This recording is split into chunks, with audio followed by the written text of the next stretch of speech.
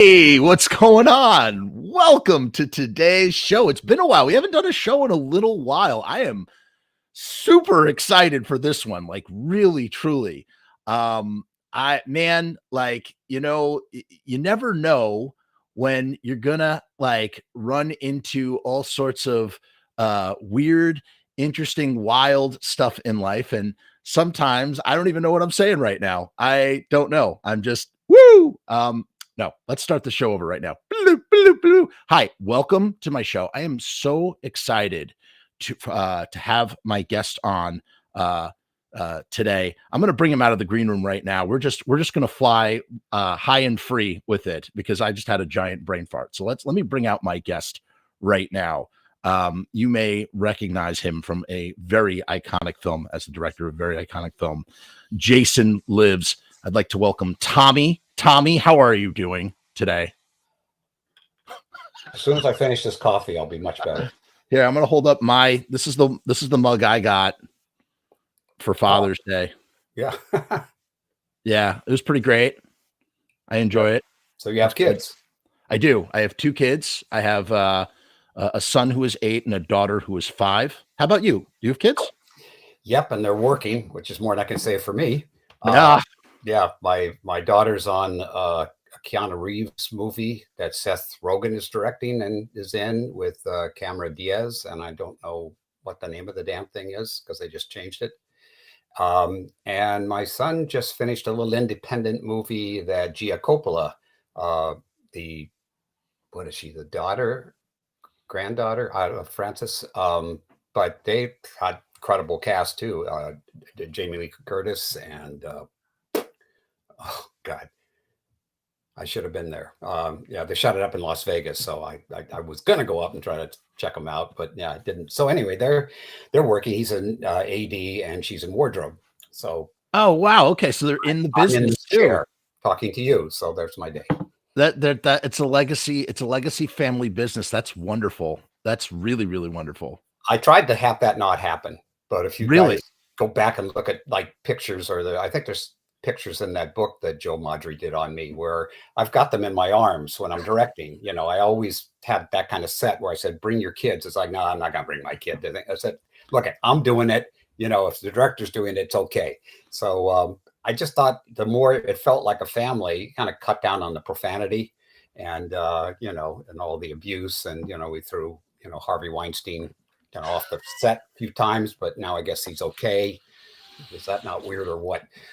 But anyway, that's my life.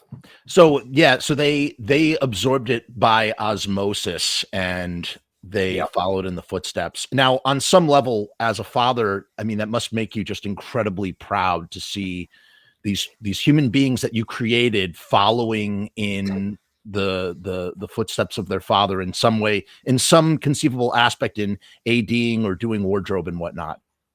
Yeah, yes and no. I mean, yes, when you're in this business, you love being around other people who speak the same language so that, you know, when we're talking about things or, you know, my daughter comes over for the Oscars and, you know, she knows all the young up and coming stars and I can talk about, you know, all the greats and, you know, from all my study and the same thing with my son, you know, they know all this stuff. And so it's easy to have conversations. And all that's cool. And of course, I'm very, you know, proud of them when, you know, they get, you know, move up the ladder and sometimes just do like my son got a Michael Bay movie and I went, are you sure? And he goes, yeah. I said, you know, he's going to be fucking crazy, you know? And it's like, yeah, but I like that. I want that challenge. So, you know, he got it. If you go on YouTube, there's a scene from Ambulance where they're doing a stunt and Michael Bay's on a dolly and it's moving along and you see this, I guess it's the police car that gets hit by the ambulance and it comes so close to hitting him on the dolly. And then as the camera, whoever's on set moved, you could see my son kind of standing over there to the side. And I thought, well, that's the danger of filmmaking when you don't have permits. And he, you know, Michael Bay still is like a mystery to me how he gets away with some of the stuff that he does. And on such a large scale. So I don't know if it's worked or not. I'm sorry? You mean like on such a? I mean, he does these things. I mean, he's Michael fucking Bay, so he's doing this on like such a large scale too. Like it's not like a no budget filmmaker like going, we don't need no stinking permits. It's like he's Michael Bay Yeah. is Michael Bay, right? Well, he's got, there's that line in The Godfather. It's like, you've got the judges and politicians in your pocket. He's got the police, the fire department, all these people look up to him. He's like, a cool dude. So they allow stuff, and what can I say? This is a business about, what I'm doing today? I'm working on this movie, and everybody loves to brag. And this is how we used to raise money for movies: is you get to a party and around dentists and doctors and people that have money, and you talk about, how would you like to have your name on a film? And it's like, yeah, how much? So I don't know if that still rings true. Now, of course, we have the fan films, and No, you also have the crowdfunding too, which I talk about that the crowdfunding aspect a lot. How it's changed in that kind of way. This is kind of an unpopular sort of thing, I guess, amongst maybe like cinema snobs. But I love Michael Bay films, like really deeply, truly. I thought Pain and Gain was really great. I loved. Wait, which one did he did Armageddon? Not. I always I always think that he directed Con Air, but he didn't. No. But it feels like a Michael Bay film, even though it's not. But yeah, I love Armageddon. I like Michael Bay a lot, even though he's a wild man, but he does what he does and he does it well, and you can't fault him for that, right? Yeah. Yeah, you can't. It's just, again, one's cup of tea. I find, and probably some people out here will hate me to say this, but I find the big action, the big over the top stunts, whatever it is in any of the franchises, I'm sitting there and I'm looking at the effects and stuff, and I've sort of pulled myself away, because it's like I'm watching shots, I'm watching use of color, sound, whatever, and as loud as it can be, I will fall asleep in that. Where Really? some little small intimate personal film from some some other country with some artist I never heard of, I am just like buzzing, like I got shot up with meth or something, like, oh, there's that meth again, Tommy. Meth always comes around. If it's it always does. When you're when we're having conversations, meth always somehow gets involved.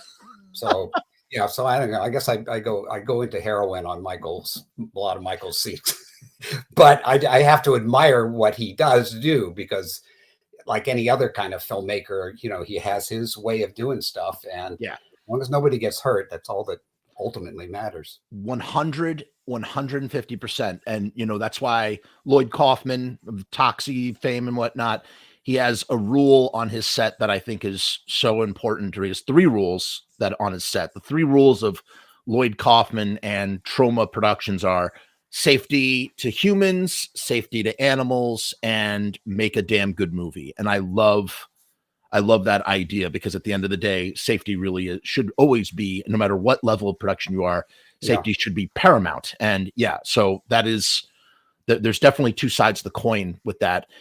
Before I really want to talk more about movies, especially the fact that you're interested in the types of films you were saying that you're interested in. But before we do, I want to talk to you about music, because I did not know this about you, that you are a musician and you've been in the same band for a really, really, really long time. And I just wanted to hear more about that and how you got started in music. And, I don't know, just tell me about that. All right. Well, we're going back, and we're going to start to saw into the tree and count the circles and see how old the tree is here. But it started with film when I was 7, and my father's a USC film student, so he was still in love with cinema, got me in love with it. He bought a house right next to the MGM studios, so I had the back lots of MGM to make my little movies at 7. With my friends who'd go under the fence and on the weekends.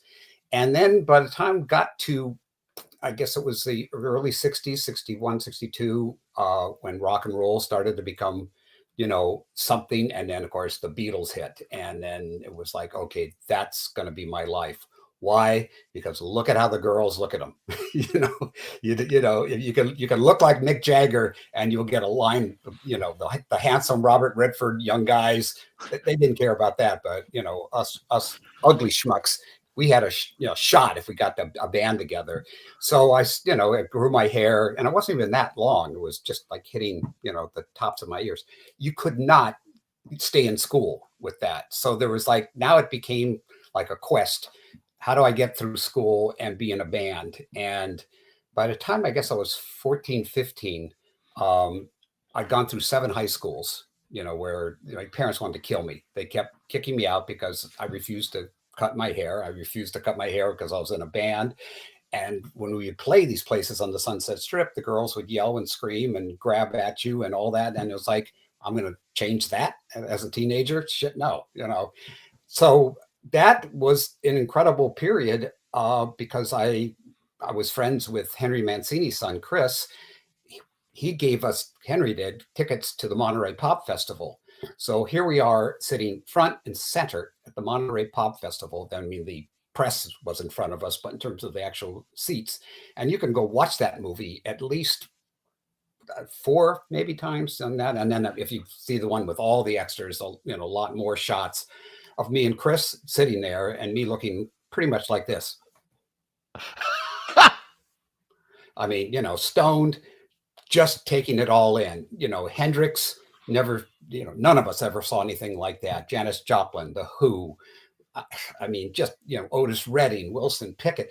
I mean, all these just all, but unlike Woodstock, which was pretty much rock and roll and some other things, this had, Lou Rawls and Ravi Shankar and all these other artists. So you just were bombed with all this stuff. And here's Brian Jones of the Stones walking around. You just, hey, Brian, how are you, man? It was just the epitome of cool. And at that age, which I guess I was 16 for that, it just changed everything. So the band, we played everywhere in Hollywood. So we opened for the Doors 3 times, Iron Butterfly, The Animals, Pink Floyd. I mean, and again, we were teenagers, young teenagers, shouldn't have even been in there, but they didn't care. And that day, it's just like, hey, you're the band, come on in. So it was an incredible period, to be on the Sunset Strip, and, the Byrds were coming up. Love, who the band just played with, Love, I guess about 2 months ago at the Whiskey A Go-Go again. What's the name of that song? What's the name of their song? Their big hit. I was just listening to it on Spotify. My Little Red Book, and they're 7 and 7. 7 and 7. That's what I'm thinking of. Yeah. And that's what we open to, our band. We start the show with that because it's such a kick-ass song. And I asked Johnny Eccles, that before the show, is there any chance we could open with that? And he goes, you fucking kid, that's like one of our hits. I go, I just asked him, because we would give you full. I didn't know if you were doing, new material now or what, but obviously give you full credit. He goes, no, My Little Red Book and no 7 and 7. You have some giant balls, because let me tell you something, to be opening for a band and go up to them and say, hey, can I play your most popular song? That's amazing. Business is about being stupid. I think it's amazing. I think that's amazing. I mean, when I was in the bear suit, mutated bear suit for John Frankenheimer's movie Prophecy, it was that same thing where, John was trying to figure out a shot, and I'm the guy in the bear suit, right? I'm the mime that got hired to learn how to run on all 4s, to be in this thing. And I'm going, sir, I think I've got an idea what you could do that would be pretty cool. And of course, the whole crew just turned, like, who is talking? The motherfucker in the bear suit is telling John Frankenheimer what he thinks is a good shot. And John Frankenheimer said, let's take 5. And he pulled me aside and he goes, that's a great idea. In fact, I'm going to use that idea. But in the future, do not say it in front of the whole crew. Take me aside, talk to me. He said, I'm certainly open to hear what you have to say, because you obviously are passionate enough to say it out loud in front of everybody. But that's I tell people that all the time. I hate this point in my life because I overthink everything. Everything I'm writing, everything I'm doing, it's like, well, this could cause this could cause. In the early days, you didn't know any better. You just did it, and there was something about that They go, okay, well, if you're crazy enough, to do it, go for it. And same thing if I teach students, filmmakers, and I go, well, I don't think that's going to work because this and this. But you know what? Do it. Make me wrong. I love when somebody comes along and breaks the rule, and you go, son of a bitch, that worked. That worked. And people think you're crazy. I go, no, I'm not. It's that we don't know. I mean, the one thing we know in this crazy world of entertainment is we don't know anything, and William Goldman said that in his book on movie making years ago, which I always thought is true. You go into these, story discussions, or even as you're in early production and you're having these big production meetings, and there's sort of this, okay, how are we going to do this? Wait a minute, we got 40 people who all are incredibly gifted at what they do. How are we going to do this? Because each time you're sort of redefining it. There's certain things, but it's like kind of like in what order we're going to try to shoot the script in order. We're going to try to jump, all around so we can make a schedule work. I mean, there's all these questions of how. So you'll always feel like you're not 100% on solid ground. It like if you go and have somebody build a chair for you, well, yeah, it's got to have a seat, it's got to have legs, it's fairly simple, the communication, but taking 80 to 100 or more people, and somebody's got to have a vision, somebody's got to make sure it stays that way. And when it goes all over the place, it's usually because there's too many chefs, everybody contributing something, everybody peeing on the tree to mark their territory. Well, I'm his assistant and I should be listened to too, or I got a co-director something on the back of my chair, so I should be able to say something. And that's when things kind of get crazy. You lose that vision. My kids in the business, how the hell did I get all the way to guys and what's on the back of their chair? Again, ADD, guys, ADHD, MOUSE. Hey, that's my MO as well. And I just want to, like, you said like 80,000 things that I just tried to bookmark into my mind because like I'm just like speechless at like half of the things you just said. But let's start back with John Frankenheimer and the notion. You know what I took most from that story that you told? Not that you were so brash and willing to make such a suggestion as being a guy in a mutated bear suit, but the idea that John Frankenheimer, who's this powerful film director, and in whatever capacity that he is, I mean, he's John fucking Frankenheimer, that in many set atmospheres, that a guy like that could, depending on his temperament, just cut you in half in front of everybody and humiliate you and make you feel lower than low. And the fact that he instead pulled you aside, listened to what you had to say, and then told you about the proper set etiquette really tells me everything that I need to know about John Frankenheimer as like a director and a human being. Because that's how, especially like when you're a director or a leader of any kind, I think that's how you need to treat people. Even if they might be doing something that might be considered a faux pas, never, ever, ever. I read George Miller, reading a book right now, Blood,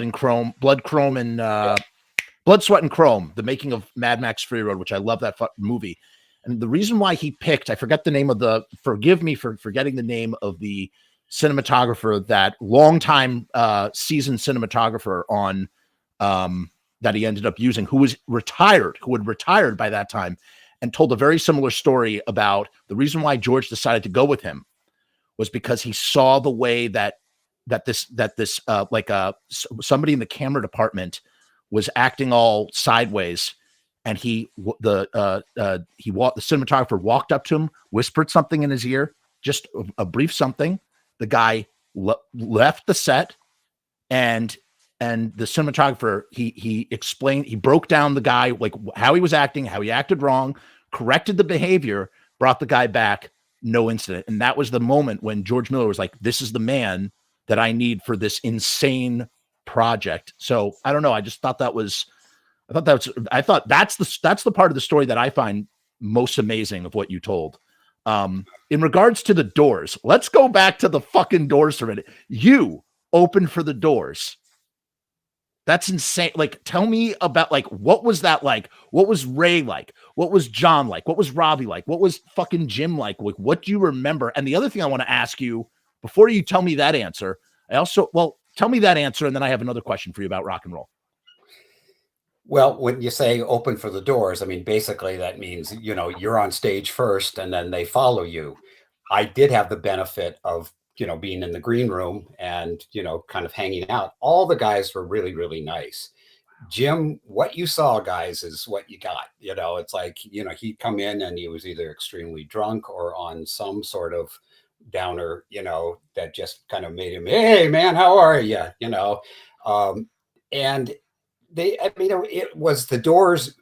The first time we worked with them, we were basically like in a battle of the bands kind of thing. Their album had not come out yet, but they were the darlings of the Sunset Strip. Love was the first big group, the kind of hit. And, and then it was the Doors, and then it was the Seeds, there was these, small bands that just suddenly took off. Not a whole lot of them. Birds, of course, were very, very big. They had a hit very early on. So yeah, the clubs that we played at, it was what was that thing called? I think it was still called the Hullabaloo in those days, and the Hollywood Palladium, and then there Whiskey, and then there was this place called the Cheetah, which was like a in Santa Monica, between Santa Monica and Venice. There was this big old like dance hall from like the 30s and 40s where they used to do those, major, like you dance till you drop things.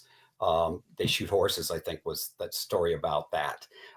So it's this huge cavernous thing. They had all the walls with that psychedelic lights and stuff. So it was like a really, as we used to say, trippy place, to go and see a band.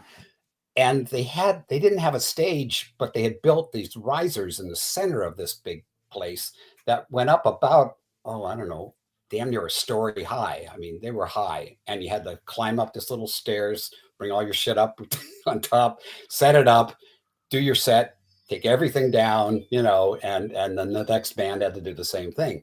So we played, brought all our stuff down, and then it was like, next is the Doors. So they bring all their stuff up. They begin to play Break On Through, and then boom, boom, boom, boom, boom, boom, boom, boom. And of course you're going, where's Jim? And they kept going. The band's looking around, the audience were looking around. Suddenly, from all the way at the back of this cavernous place, you hear, whoa! And here he comes weaving through the crowd, barely on his feet, makes it back there, gets up the stairs, comes on stage, grabs the microphone, crosses his legs in kind of classic Morrison style.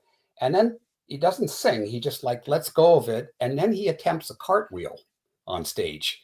And he goes right off the friggin' stage, flat down on his back. And this is a concrete floor.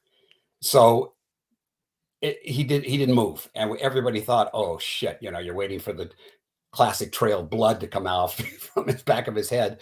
But no, he popped right back up, turned around, got his bearings, stood up, went back up the ladder, onto the stage, grabbed the microphone, when the days destroy the night, and go right into it. So I thought, well, that's saying something about, if you're stoned enough or drunk enough or whatever, you're bulletproof. And he was certainly, proof of that he was, whatever demons, were in him. I was hoping we'd get some insight in the, Oliver Stone movie, but we didn't. And from what I heard later was that the family, there was a lot of stuff that they did not want in that script or on that screen. So we got sort of a, kind of what we knew, but, a little more over stylized. The top. Yeah. Stylized. There wasn't naked women on guys' shoulders and all that kind of stuff. And it's like, we wish there was in those days, but, maybe once in a great while, some chick would get up on some guy's shoulders, but not necessarily at a Doors concert. So yeah, that's pretty much all I know is from those experiences. And then when I went to Paris when I was 19 to study mime with Marcel Marceau, and that was sort of my background for everything, the physical comedy and the horror stuff as well, visuals, and visited Jim's grave. And that was weird, to be sitting there because obviously, he had just died, and French kids would come even during the night and sit out there with candles and, acoustic guitars and play his songs. And, it was an interesting period, to see the 60s kind of go from cool, love, peace, love-ins, all that stuff, to Manson, to, Keith Moon dies, Jimmy dies, Morrison dies, Janis dies. I mean, it just got so dark. And part of the reason I kind of got out of rock and roll was because you were associated with being a killer. I mean, they wouldn't serve us at restaurants, like hippie murderer, before it was hippie freak. Now it's hippie murderer. You're associated with Manson if you look like that. And so getting out and going into a whole different, career, or at least study of a career, was an amazing period, and be open to all the arts, because that school was incredible. You learned obviously acting and commedia dell'arte and acrobatics and fencing and modern dance and classical dance. And then I lived at a hotel, the Hotel des Arts, right next to a movie theater that showed different movies every day in rotation. So if I wasn't in class, I was in that theater. So I was able to see so much stuff, and it was just, take me, take me, take me, So it was an incredible period. Oh my God, I could listen to you talk for hours, dude. Like, There's a book. There's a damn book. I don't make a penny on it, kids, but Oh yeah. What I was a record. And wait, so have you wait, you have written a book? Well, I didn't write it as much as Joe Madre. I was doing a documentary that he was making, kind of blanking on the title, Horror in Red, White, and Blue, American Horror in Red, White, and Blue, I think. And he talked to a bunch of people, about their stuff, pretty much like what we're doing right now. And at the end of it, he said, has anybody done a book on you? And I said, why do they want to do a book on me? I'm nobody. And he goes, but your career, the things you've done, the number of movies you've made, because I've made, like, at this point, 42 feature films. They didn't all play on, the big screen, but they were features. I mean, they were full movies, and whether it was on cable or network or, in the theaters. And he said, then you did the rock and roll, then you had the mime career, then you're teaching it, and you're teaching film. And so he sat down with me for first. He watched everything. I don't know how he found it, pretty much everything I've ever done that's available.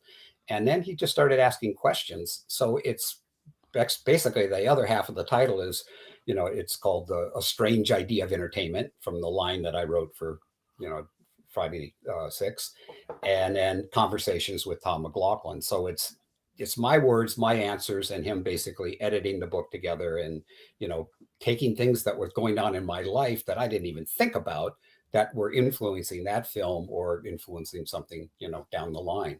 So, yeah, it was weird to look backwards, because I never do, to have suddenly say, wait a minute, what was going on at that point in your life? It's like, shit, what was going?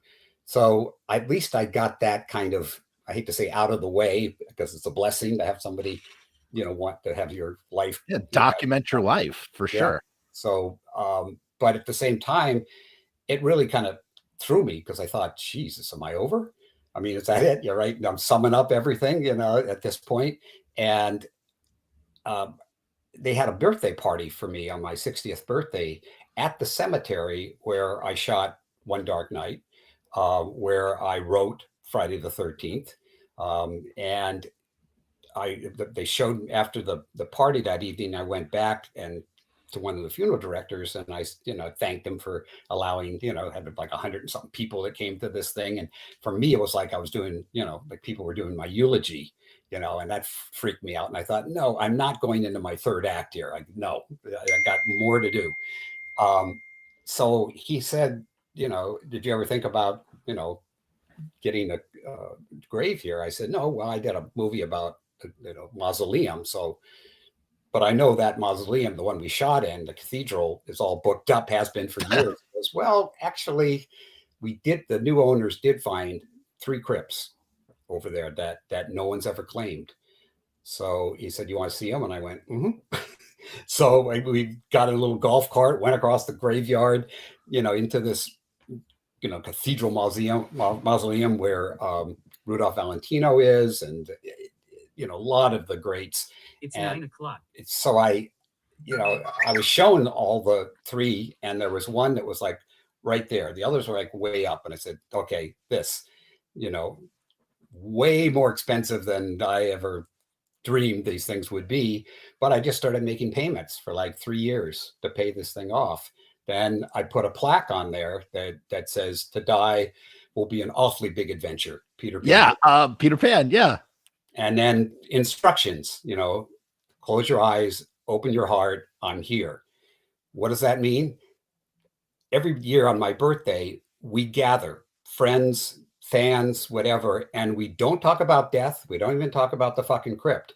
We just sit in, I've got 13 chairs that we sit in, and we talk about our lives. We talk about our dreams. We talk about what went right this year, you know, what they're looking forward to, filling it, you know, with as much positive energy Beautiful. and excitement and stuff, because ever since, you know, I was in that period where I was studying, you know, psychic sciences, I always believed in that energy, that bioenergy. My feeling is we call them ghosts, but it isn't. It's really some form of either positive, negative. Some people draw it, like yin yang, you know, positive, negative electricity. Other people, it's like, I don't feel shit, you know, but they tore down a lot of things where there was bad stuff that happened because people would go in and say, this place creeps me out, you know, and then later you find out there was murder done there. Or you go in your grandmother's house and you go, it's like I can still feel her. You know, it's not like I smell her perfume or anything else. It's, you know, so there is that thing that Kirlian photography, you know, can photograph where you see like a glow in different colors and you're feeling, you know, sort of like what the mood rings are supposed to do is give you a sense of that. So my objective is I'm going to be gone. I'm not going to know. People are saying, why you do this? Because you're not even going to know. And I go, but I know right now. And it excites me, that idea that I'm going to keep going, and I'm shooting for 2050, you know, so I can come in, you know, 1950 and go out in 2050. If I can get that 100 years in and do something worthwhile, which, because I feel I still have not done that yet. Whatever that is, I don't know, but it completely changed my course of life, because it wasn't like, all right, we have to die. I'm sorry, there, you can't get around it. So why not somehow look forward to that being some adventure, like, you know, obviously that Jan Barry said with Peter Pan. You know, what kind of adventure could it be? Don't be afraid of it. So I love that. I love that. It's almost like leaving a film behind. If I can leave something there that somebody says, you know, because I go in there and play the harmonica, you know, I swear I heard a harmonica, or you know, I felt safe, or I felt something. I don't know. As I said, I'm not going to be here, but I'd love the idea of doing that. You know, part of the reason my ex-wife became my ex-wife is like, wait a minute, you're planning on, you know, because again, I have to be in there alone because I can't mix energies. You know, I've got to do this. And, you know, I've talked to a lot of people in that realm, you know, paranormal stuff, and they go, dude, I haven't heard of anything like that, but why not? If you can think it, you know, if you can dream it, you can do it. So that's sort of the final act, you know, after I'm gone, the show must go on. So that, yeah, that's how crazy I am. Thank you very much. I don't know. I think that was beautiful. And, you know, I sort of have a theory. You know, I think about this stuff a lot. I don't think about, I'm not really into like psychic and paranormal stuff, but I do think about consciousness a lot, and creativity and death. And, you know, I'm terrified of death in a variety of ways. And that's something that I'm dealing with. And, you know, I wrote a screenplay recently that deals a lot with death. And one of the concepts that I sort of like came up with in writing was the idea that maybe consciousness and creativity, that there's a place, and that our consciousness joins this place where creativity happens. Maybe that's where the muses are. Mm-hmm. And the idea that that's where everybody goes to this collective creativity that's somewhere that's intangible beyond what we can comprehend. In the same way that I'm going to sound a little out there, but in the same way, you know what I think about when I think about like the ideas of like death or understanding of like the afterlife? I think about ants. Bear with me. Think about how an ant could possibly comprehend a human being, right? Like the idea that like an ant could come up to a shoe and possibly comprehend that this shoe is actually encasing a foot of a being that is thousands of times older than this ant and understands what TV and the internet is. Like, try explaining the internet to an ant. And I feel like it's the same with us. Like, you know, we're just ants, and we can't possibly, how can we possibly know what that death being, that adventure is in death? We just don't fucking know. And so in my limited understanding, I'm just like, you know what? Maybe that's where, and that's why, you know, for me being creative in whatever way it is, that's honoring those people who have died and communing with them and sort of maybe taking their ideas. Maybe they're not my ideas. They're ideas that I'm taking from this consciousness. These are ideas that other people have had, and they're now flowing through someone who is alive. And so, like, I don't know, for me, like the idea of consciousness and creativity is a very sacred sort of energy, life force, whatever you want to call it, to try and match your energy right now and what you're talking about. And yeah, I don't know. I find all of this stuff fascinating. And I do agree. I do think death is, I mean, I don't want to, it's not like, I hope this doesn't sound like I'm glorifying it, but just that we all have to face it, right? So it's like, it's just a fucking adventure. It's jumping out of an airplane that we, as John Lennon once said, it's walking through a door and we just don't know what it is on the other side, which leads me back to rock and roll one more time, because when you were talking about haircuts, here's a question I want to ask you. Because you such, like, the way you describe and the way you sort of pinpoint, and we've heard this before, the idea that, like, Manson was really this pinpoint of the beginning of the end of so many ideals, how Manson is kind of like the tip of a pyramid that's upside down, right? Like, if the 60s are a pyramid that leads to a tip, and that's what happened with Manson, and then Manson is like this other pyramid that's sort of the tip of another pyramid that's balanced in the other direction, where it explodes outwards in all these different kinds of ideas, positive and negative, obviously. How it's like such a singular point in pop culture and whatever, counterculture history. On the flip side of that, what the hell was it like before rock and roll and then experiencing rock and roll? Talk a little bit more about the you being able to witness and see the Beatles, like, in some sort of contemporary way. Like, what? Yeah, saw them live twice, you know. Wow, you saw the fucking Beatles live. What the fuck was that like, dude? Sorry, what was that like? Well, pretty much as most people know, you couldn't hear shit. I mean, that crowd, the same thing going to see Hard Day's Night, you know, they started screaming, you know, you got a couple of lines here and there where they maybe went down to a bit of a din, but it was an incredible period. And being, you know, in those early teen years and watching girls doing this, it's like, well, I'm not them, but I can sure try to look like them, you know, which is what the whole thing and the hair was. And going up on the Sunset Strip and seeing other people that in those days, you know, we called each other freaks, you know, and before there was Lovins, there was freakouts. And, you know, Frank Zappa and the Mothers of Invention were sort of the head of that whole thing. And, you know, we played with the Mothers many times. One night we were playing at Pandora's Box, which was the sort of the ground zero for the Sunset Strip riots. But weeks before that happened, Frank Zappa came in one night and jammed with us doing Smokestack Lightning, you know, that classic old, you know, blues number.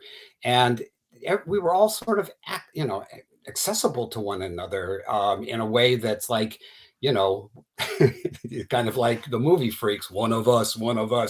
And I feel like when I go to the horror movie conventions, you know, it's like we're all these people that got beat up or spit on, or parents, you know, hated, you know, what they were into compared to, you know, just getting an education, going to be a doctor. But we all get together and it's like we all love these stupid little things, you know, that are horror related or made us somehow feel cozy and part of something. And so it was like that in, you know, in the 60s, being part of that whole, you know, young movement. And this is a story that a lot of people don't believe, but I swear to God, it's true. Where they shot the movie The Trip, if anybody's seen that, the Peter Fonda movie that Roger Corman did, his company did, they took the old Rudolph Valentino home and painted it in psychedelic colors, for it. And the Peter Fonda character, took acid and kind of reacted there. Well, that house became sort of like the cool place to hang out. The band, the Factory, used to play there and played at their own place and stuff. And we had heard from a good friend of ours, Wendy, well, she was Wendy Cohen back in those days, but Wendy McKinsey, who's now my vocal coach. I've been studying with her for singing for now, Jesus, almost 10 years. But she said Hendrix is doing, and it wasn't called music videos in those days, he's filming one of his songs. So we got down there as fast as we could, and they'd finished the shooting, and the band started playing. So there's all these R types all hanging out, sitting on the floor, and of course joints are being passed around. And I was sitting there, and I got tapped on the shoulder, and I saw the smoke, picked it up, went thanks. It was Hendrix sitting next to me, and I'm sitting there going, like, do I keep it? And then my mind's going, well, but who am I going to tell? Who's going to believe? You see this? Jimi Hendrix gave me that. Yeah, right. Fuck you. So, the guy next to me started going, hey, pass it. Okay. And give it back. And then I'm just sitting there. Do I say something? Do I not? I'm already stoned. So my mind was just going all over the place. And when I finally said, okay, I got to say something, gone. And I got up, I started to walk around. I could not find him. So now I start thinking that I just hallucinate that. No, I wasn't that kind of person that, would have these things happen in life that weren't real. But I certainly was in a heightened state. And, if nothing else, if it wasn't true, it's a great story. But as far as It's a great story. He was there, that, that happened. I looked in his face. We used to trail him after we saw him in Monterey. We went and saw him. He opened for the Monkees, and then we went up to San Francisco to see him again. And I mean, he was just like this god, to all of us.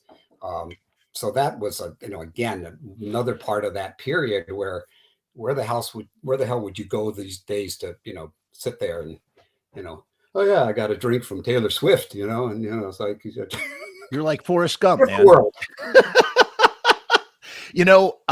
Stephen King said something really great that I really love about, you're telling a story where you're like questioning like the exact detail of the story as you're trying to remember it or what happened here exactly. And Stephen King said something that I think is so true about storytelling, about just talking in general. And obviously there's certain like you wouldn't want this, say, with like the science fiction community. I mean, the science community, like people who are studying science and facts.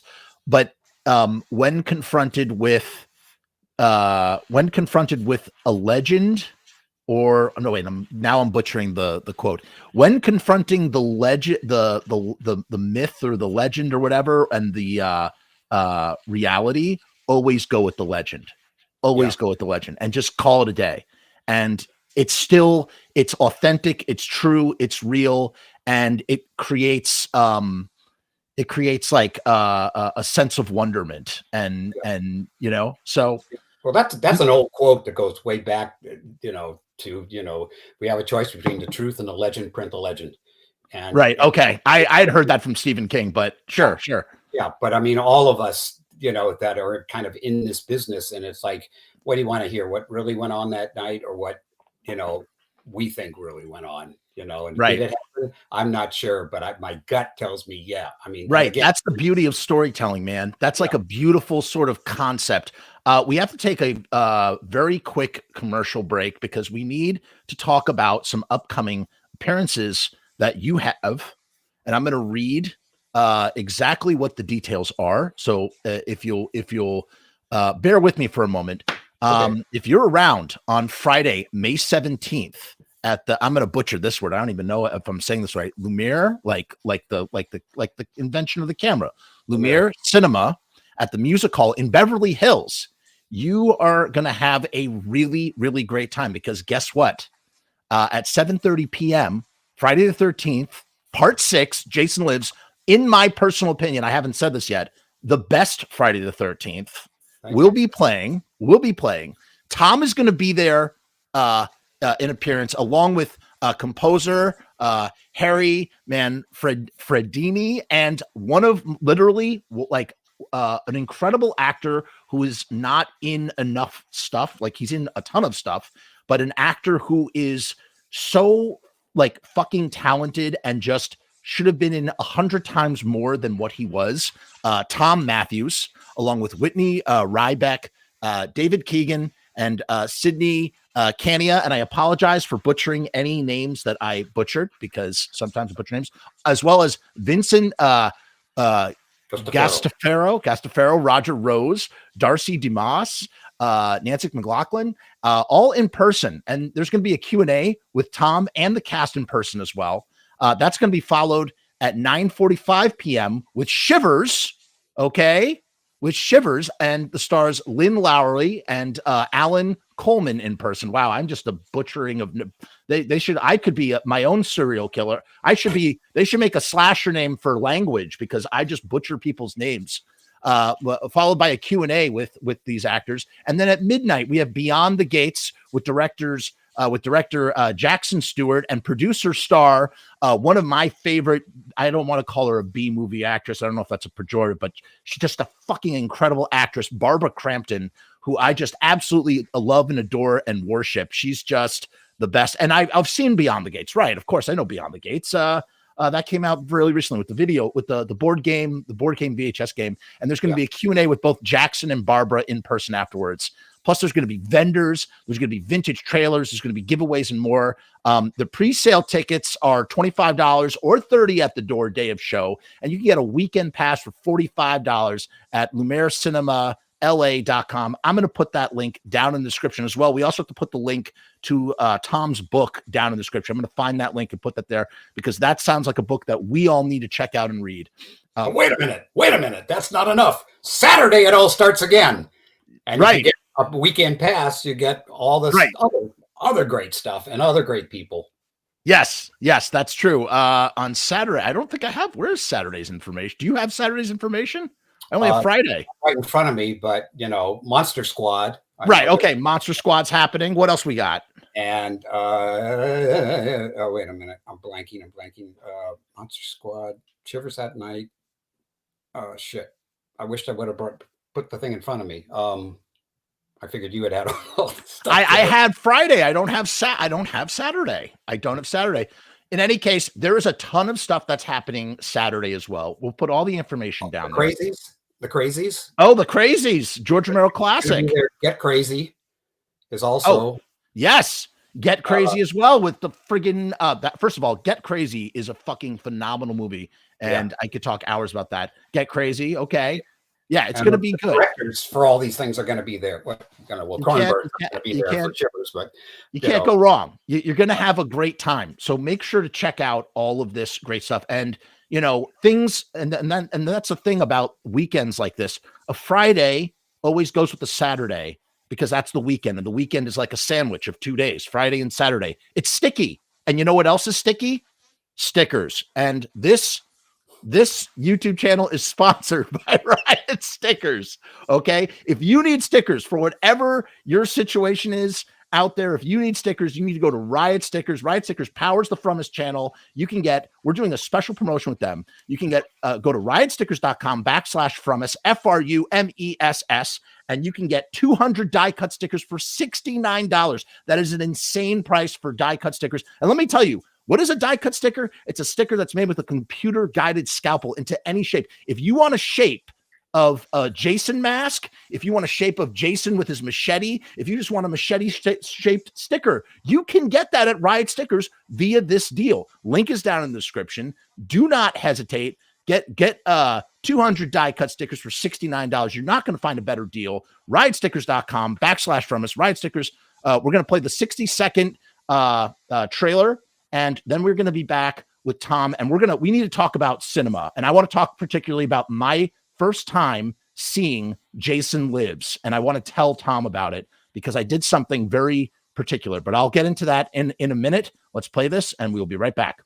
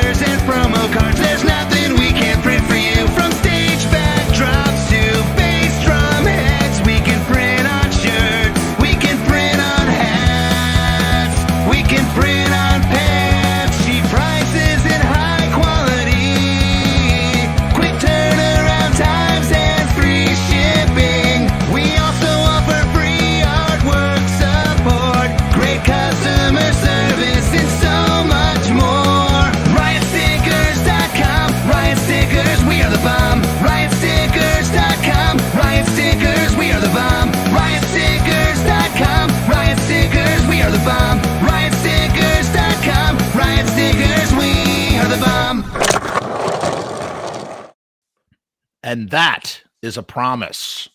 Okay, we're back with I love Tom. that. My son was a skateboarder, so it brought back a lot of memories.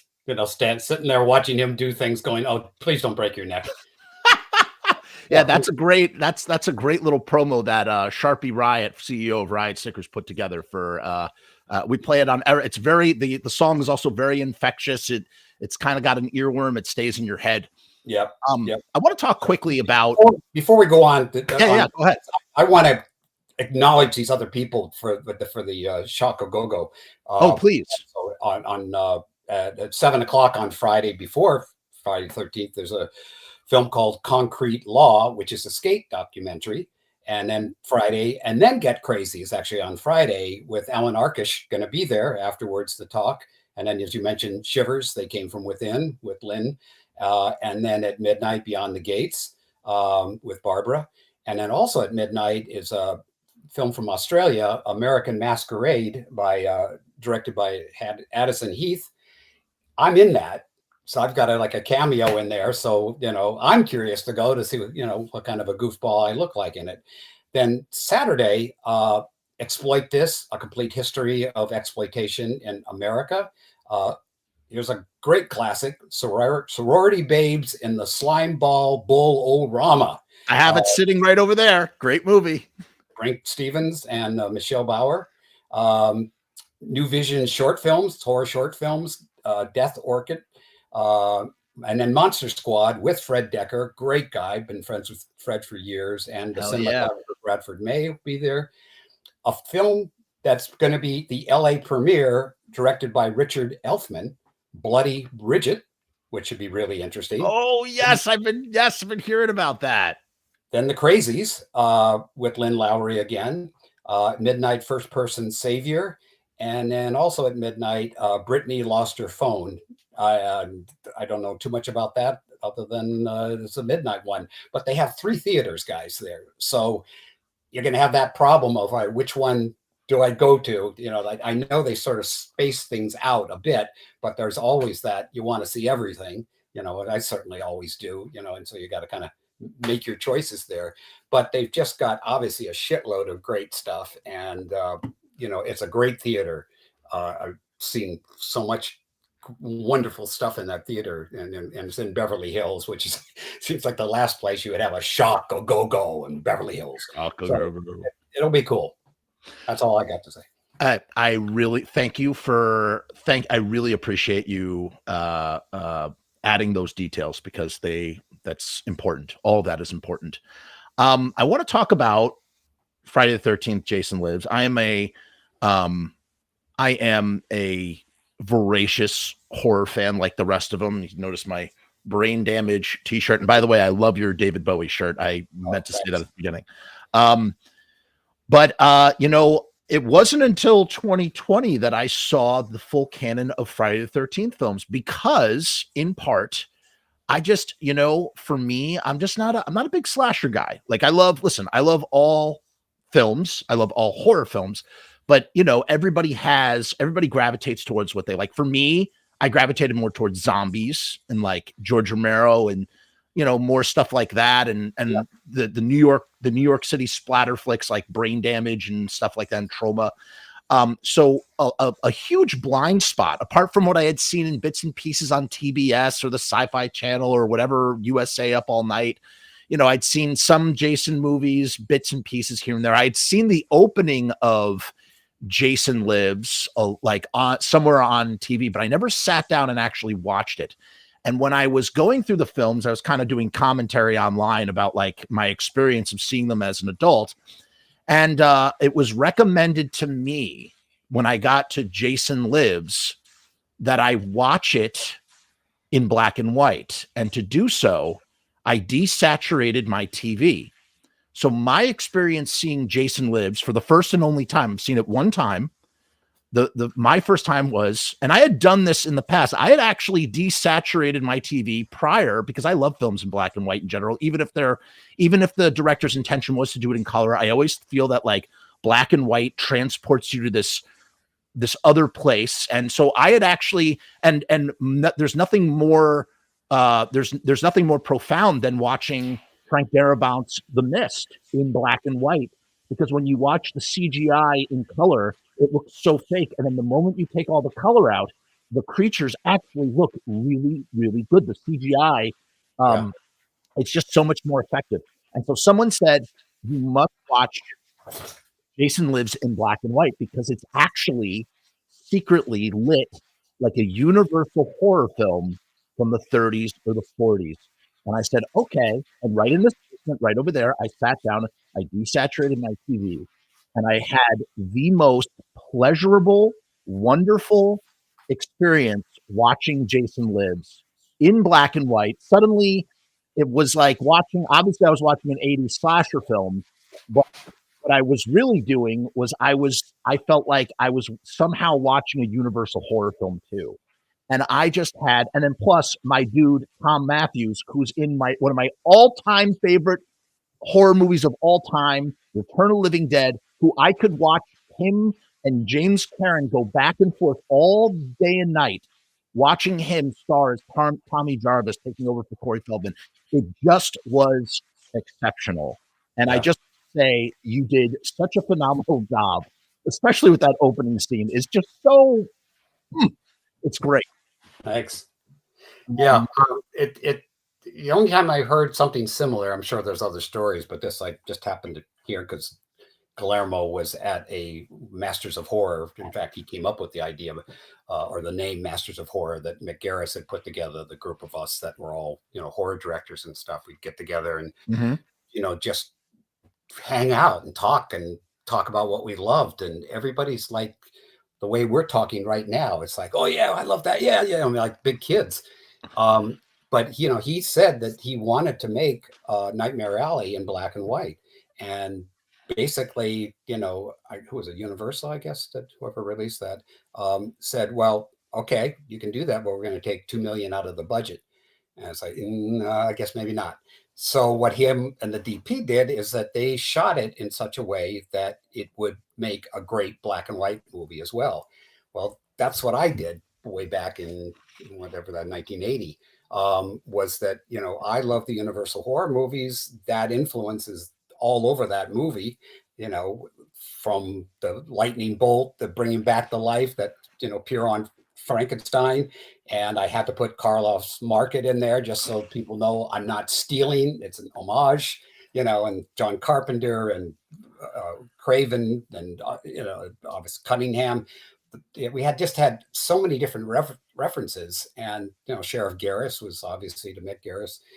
So when we were done with it, I was actually watching, as you did in those days, on the monitor in black and white, so I could see what it was looking like. And I've said this many times: if you can, put it in that, because it looks really cool. I mean, John Cranhouse, who was the DP, did a great job of getting that contrasty look. Which is so important if you're doing black and white. But if you're kind of doing one of those more washed out kind of looking films, black and white not quite as strong as it is when you're dealing more with high contrast. Has to be high contrast. Yeah. It really does. And I love the original Nightmare Alley with Tyrone Power, but what GDT did with Nightmare Alley, what he did, and it's interesting. There's a huge subplot that's completely cut out of the original Nightmare Alley, as I'm sure you're aware of. And GDT is much more faithful to the original novel and encapsulates everything. I watched it, I went to the theater to see it, of course. I have been waiting to watch it again. And when I do so, now I'm going to absolutely desaturate my TV in black and white, because I really I know I think there was a special edition screening, as happens sometimes. I was there. It was in black. Oh, so he did do it in black and white, but it was not. I was there. He was there, talked about it and things. And yeah, I thought it was going to go on, the special features when they released that. I don't know if it actually happened or not. How many times did you see the original Nightmare Alley? I've seen it just one time, because I'd heard that it was Johnny Ramone's favorite film, I think. So I was like, I got to check this out, as I did with Freaks and whatnot. Whenever you get a chance to watch it again, very first scene is a carnival. Yeah. And it introduces the Tyrone Power character kind of looking around in the crowd and stuff. Yeah. Behind him on the sideshow is a fire eater. Yeah. and the fire eater's blowing fire, and he's saying, step right up, folks. I've not seen nothing kind of like that's my dad. Shut up. Yep. Your That's dad. your Yeah. dad is in friggin' Nightmare Alley. Yeah. What? So that I watched that movie so much, whenever there's a chance. And when they started to show it in theaters again, because it became sort of a cult thing, anytime it was playing somewhere, I would go bring my kids, say to the guy at the door, look, I've seen this movie, 100 times. I just want my kids to see their grandpa, really. Oh, And they would believe me, and because I would tell the truth, and we'd go in and we'd watch his scene, and and then take off again. And of course, my son was always, can we stay and watch the whole thing? I said, well, I don't think your sister's gonna, sit through all this. But later on, of course, she did. But yeah, he was in that movie. He was in a movie called Casbah with Peter Lorre. As a your result, dad acted with Peter Lorre. yeah. And he also did Houdini with Tony Curtis and Janet Leigh. Wow. Burt Lancaster's movie Flame in the Arrow. He was in Americathon with Dorothy Stratton, who he had a major crush on. In fact, my brother-in-law, when we buried Dad, we put like a whiskey bottle in there and a picture of his photo album, the Dorothy Stratton. I mean, all this oddball stuff, because he was a crazy, quirky guy. But he was a magician, so I learned magic growing up. And the fire eating, I didn't have enough balls for that. My brother did, but I didn't. But obviously I got a great love of film because he was a USC film student and he just, adored cinema. So much of that, got into my blood through that. But yeah, it was strange to have a childhood too, where, that's your dad, the guy eating fire up there. It's like weird. But yeah, it's like having a freak for a father, but it's What like did you think? So what did you think of GDT's version, and like how does it hold up? How does it compare for you? I mean, obviously you don't want to compare the two; they're two different adaptations. But yeah. what did you think of GDT's version? I really love everything he does because I just love the way he thinks. Yeah, Shape of Water. The color version is great. I mean, the black and white is like it's like watching a different film. But also, I need to see it in black and white. Absolutely, absolutely. And, I got a chance to obviously, be around him, and you cannot meet that man without getting a bear hug. Oh, really? He's the warmest, sweetest man. All those guys. Wes Craven, Toby Hooper was like the grandfather of horror. That just so accessible. So wonderful, so complimentary. Quentin was amazing. He looked at me and just rattled off all my credits, including TV things I've done. And how do you know that? He says, I worked in a video store, and it's like he's got this Rolodex mind. And it's an amazing club, all of us who are part of this club to be in. And now it's just, there's so much stuff you can see and get a hold of. And I've got a whole horror museum upstairs in my house now, nowhere in the level of Guillermo's, but stuff from Spirit, stuff from my movies. I got Jason's coffin there, lots of stuff. But it's like I get access to the stuff on the internet where I would have died to have like one cool Frankenstein thing, other than an Aurora model that all of us kids put together, in the 60s monster kids. Yeah. But yeah, it's a great time. All the conventions, geez, I mean, it's amazing.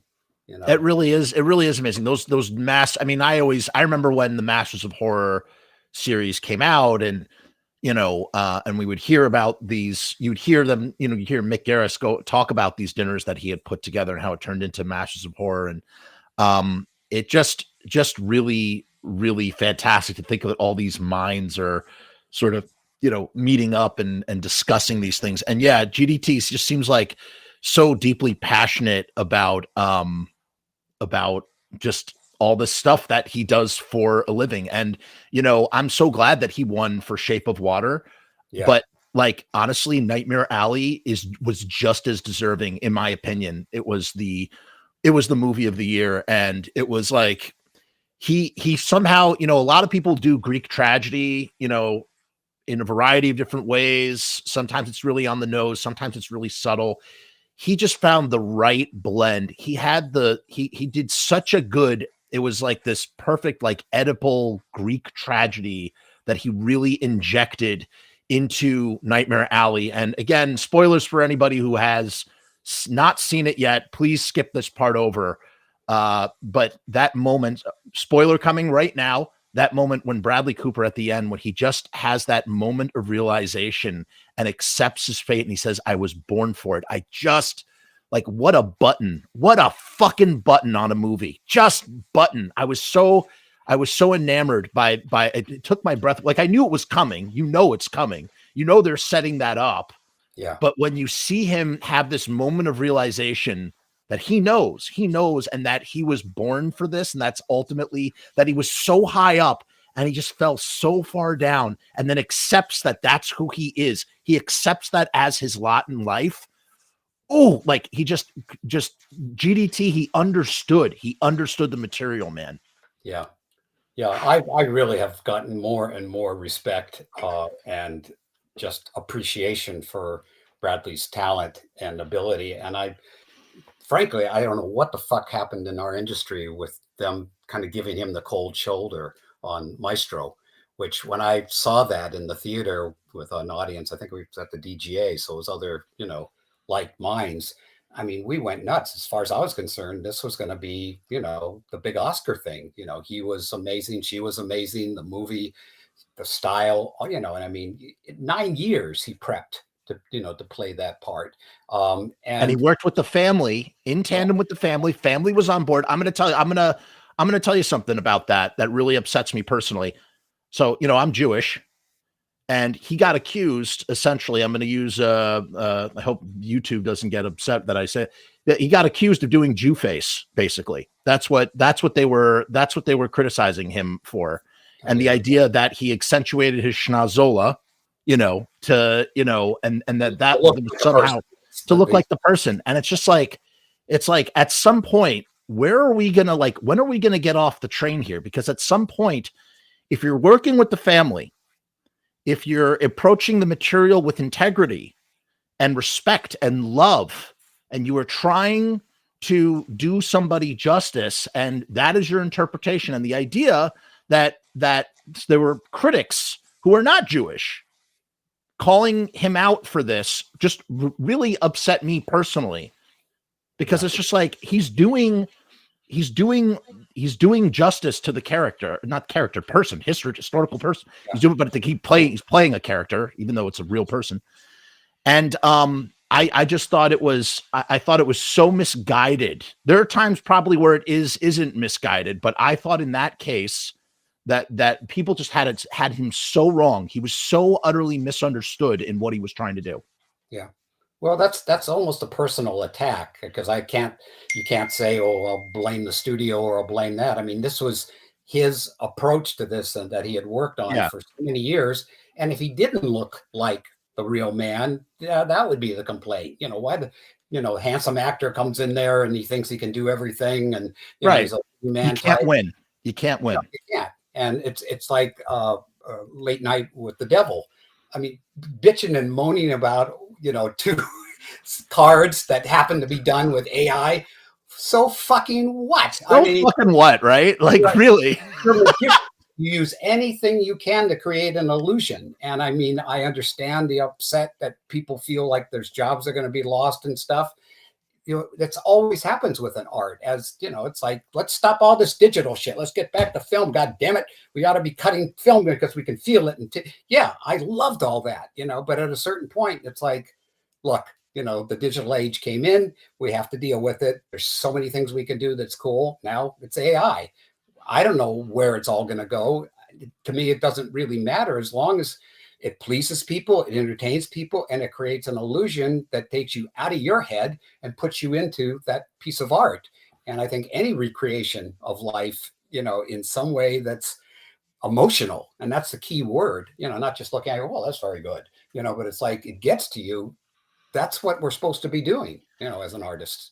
I think the AI thing is a bit subjective, in the sense, like, if it was a movie poster, and you have the choice between, I don't know, if it was a movie poster, like that is literally the face, like movie posters are the face of movies, right? Like at the end of the day, if you think about a movie, if I tell you a movie, the first thing that you're going to do is you're going to think about the movie poster that you saw in the video store or whatever. So it's like, if you're using AI to create that, I think the conversation becomes more concerning.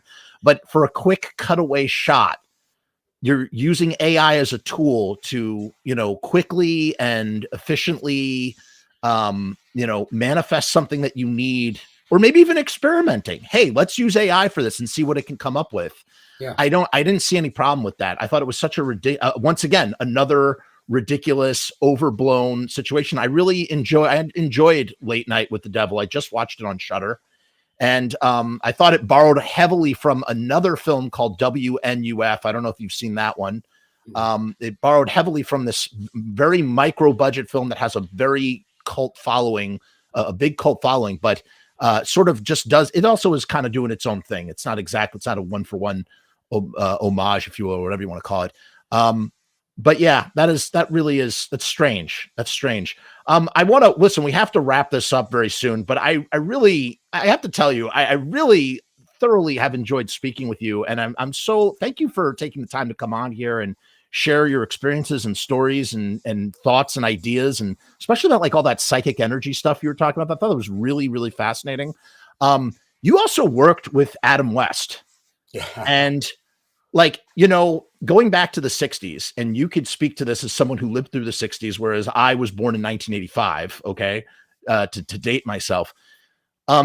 I always hear, and by the way, when you were talking about the Beatles, I'm a huge Beatles fan. I am like I consider myself to be an amateur Beatles historian. I voraciously read about the Beatles. I love the Beatles, love everything about the Beatles. I do. As much as I love all music, I fucking love I could talk endlessly about the Beatles. I could talk endlessly about the brilliance of post 1967 Paul McCartney bass playing and how he would re-record the bass after. Like I could just go on and on and on and on.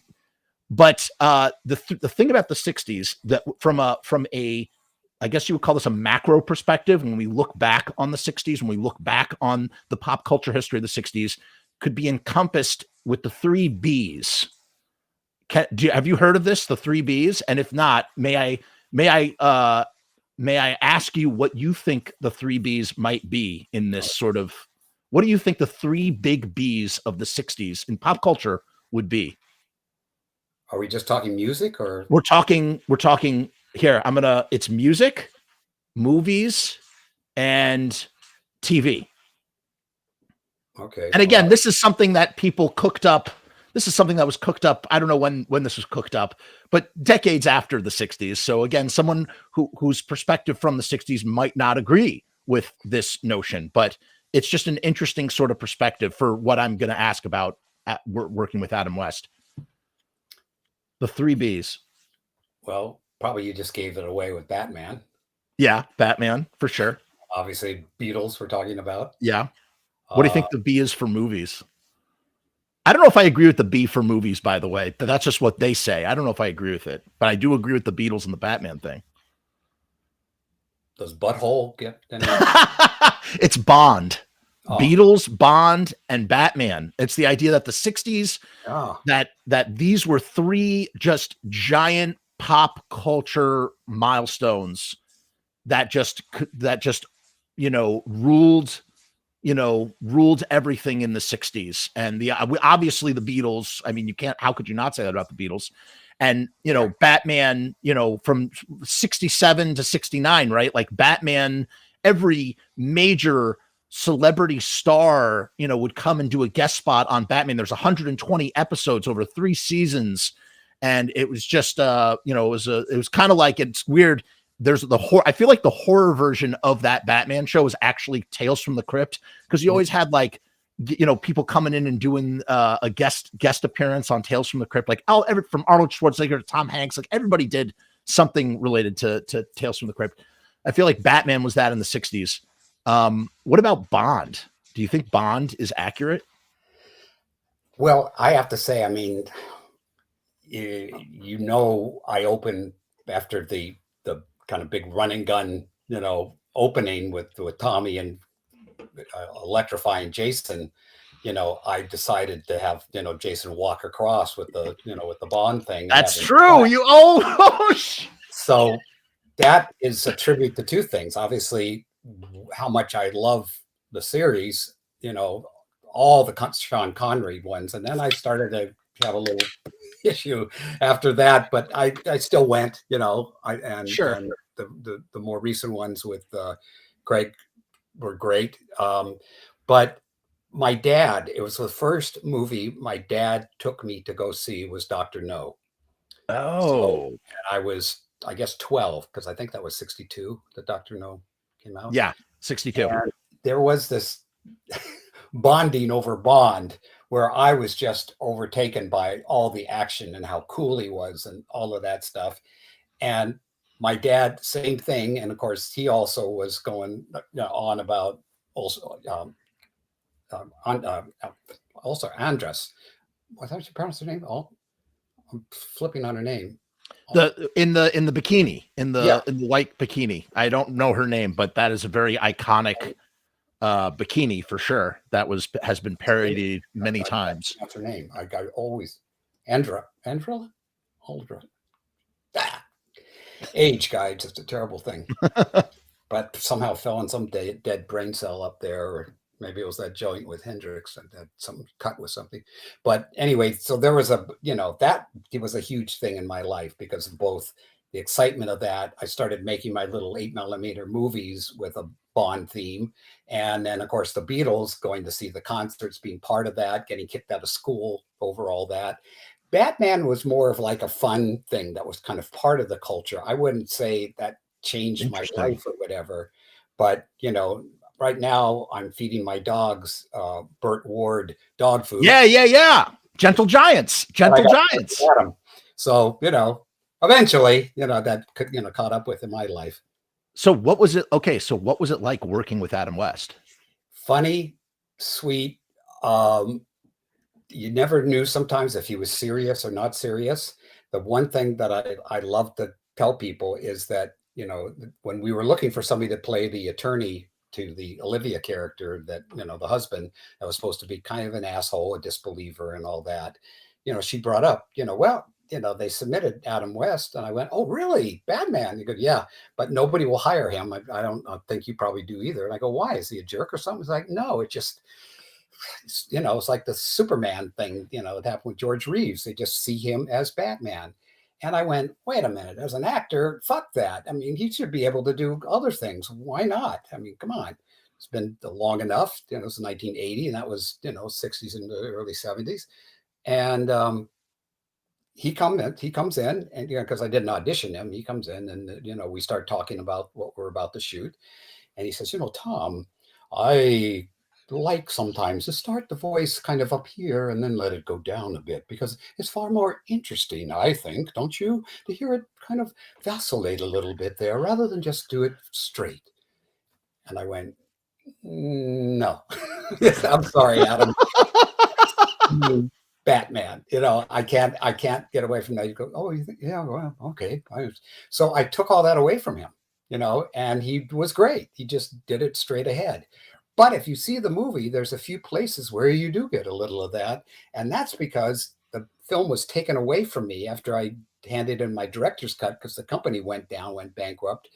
And they brought in some other guy, that did some recutting, not enough to destroy the movie, but enough that fucked up my opening. He added some things, and he brought Adam in and the other actors for the looping, which they did all up in Utah. He got it. Let him go. So there's those times where you do get that in there. So, but no, I loved him. He just, he's an icon. And one of the greatest things that happened in this town of recent was when he passed on, they had the bat signal on the wall, projected up in his honor. I thought that's fucking cool. Ralph Garman, who's a big Adam West proponent, he lobbied to get him a star on the Hollywood Walk of Fame too, which I think did finally come to fruition. So, yeah. Another film you directed that was really, as I talked about, Jason Lives, I watched as an adult this decade. Like I had just never seen it. But a movie that I grew up with that I would always see from time to time on whatever was again on TV was Sometimes They Come Back, which is a Stephen King story. And it's just, one of the most amazing aspects of Sometimes They Come Back. It's not, first of all, it's so well done. It's a great movie. Obviously, it's iconic. And it's a kind of amazing. It also has, there's like they made sequels to it. Like it's a trilogy of films. Like it's like it's not a franchise, but like, there's 3 movies of there's Sometimes They Come Back. One of the most interesting aspects, you worked with Matheson, Tim, right? Tim Matheson, who's a great actor in so many different ways. He grows up. For anybody who's not familiar with the story, spoilers. He's a grown man who's dealing with the ghost of his dead older brother. And what's interesting, what I found very interesting, and something that I've felt in my life that I've always felt like an affinity. I had someone who died at 22, and I was, much younger. I was like 14, and I think about that person all the time. Or when I do think about that person, he was a camp counselor of mine, and even though he died at 22 and I'm now 38, he will always be older than me when I think about him. And I got that same feeling watching, Tim Matheson's character talking to his older brother, who's still a child, but he's always going to be his older brother. Yeah. And you just get that feeling. I thought that was, I don't know if that was your intention as a director, but it really came through to me watching that movie, seeing that movie growing up. And I haven't seen it in a long time. I'm due for a revisit, but it's just a nice touch. Yeah, you should. And not the fact that I did it, but the movie shouldn't have come out as wonderful as it did, because it had everything conspiring against it. Wow. There was an accident on the set every day. This was supposed to be a 27-day schedule, and it went for 36 days, which doesn't happen on, a low budget film, because it was the CinemaScope feature film for Europe that Dino De Laurentiis was doing. And then also CBS was going to, show it because everybody was doing Stephen King movies at the time. But we just had some run of one bad thing, have people getting hurt on the set, transportation department quitting, leaving all the equipment, in another town. When he showed up where we were supposed to, nothing was there. It went on and on. Eventually we found out that that cave where the train comes through is Indian burial ground. That was, talk about energy. And Stephen King. To it. And I thought, well, maybe that was it. I don't know. But we had so many crazy issues with that. But at the end of the day, what I wanted to get in there, because there's a chapter in the book, huge chapter just about that, because my life was crazy turmoil. My dad was dying. My daughter was being born. Mick Garris and I had like 40 episodes of these 2 series, She-Wolf of London and They Came from Outer Space, that we're trying to get writers and directors for. I was directing a 5-camera show of my friend Stephen Banks's home entertainment center, or no, it's called Stephen Banks Show on that one. Just there was a ton of stuff, and I was prepping Sometimes They Come Back. So my head was so all over the place. So it's like grabbing onto the ropes or the helm and getting through there and making it. And when it was all done, it somehow worked. And then Terry Palmieri did this incredible score that just is so heartfelt. And that was the big thing that the early drafts didn't have, was that heart, that family aspect to it. And that's part of the thing that kind of weaves through that and makes it far more emotional. And again, I go back to that. If you don't have emotion, you don't have some sort of connection with the movie. I don't know, you can relate to it on some level. What good is it? It's like we're people to people, medium, and let's, make sure we're connecting, with what our intention is. So it managed to have that at the end of the day. So I have to say, being kind of one of the lesser known King movies, it did provide, I think, something that my favorite King movies are, like, the the Dead Zone and Stand By Me, and certain ones that had more of that the people aspect to it. Right, right. Now I have a question for you, and this is not in the movie, but it was in the sequel. I don't know if you've seen the sequels. The sequel with Michael Gross. Sometimes they come back again. Mhm. I believe that's the one. Don't quote me on this. But in the book, in the original story, Tim Matherson's character has to cut off his pinky in order to do the thing. I'm trying to remember. In order to make in order to, like, put everything right, he has to lop off his pinky. Why did you excise that from, do you remember? Or maybe was there a choice made to not include that in the original, in the film that you did? Yeah, I mean the script that the original script that the guys did. Oh no, I'm blanking on their name. That they did Jewel of the Nile, and the Here, very I'll look it up real quick. team, but their script didn't have it in there. When I read the story, Lawrence Connor, and Mark Rosenthal. yeah, and big credited guys, but somehow neither Dino or I felt that the script somehow worked. It didn't have that connection of family and stuff as we both agreed it should have. And I think if I remember right, when that came up, it just seemed to not. I think the wife dies too in the short story, if I'm I not don't mistaken. remember that part. Maybe I don't remember that part, but I So remember there's the certain pinky. things like that that just felt like it's not the version we wanted to do. Sure, Uh, sure, sure. and where I really got egg on my face, as has happened a few times in my career, is that I had done prior to that a movie called Date with an Angel that was, Phoebe Cates and Emmanuel Béart, the Wow, French you worked with Phoebe actress. Cates. My God. I did it for Dino, and his company had gone bankrupt, so the movie kind of came and went. And I realized that I shouldn't have taken a big back end on that. Ultimately, there was no back end. So when it's doing, sometimes they come back. Dino said, "No, no, Tom, we can do this two ways. We can do I pay you double now, or you can do sequels after this." And I thought, there's not going to be sequels after this, so I didn't Oh, take it. So I don't know how much I lost by not doing that, but it just felt like the right choice at the time.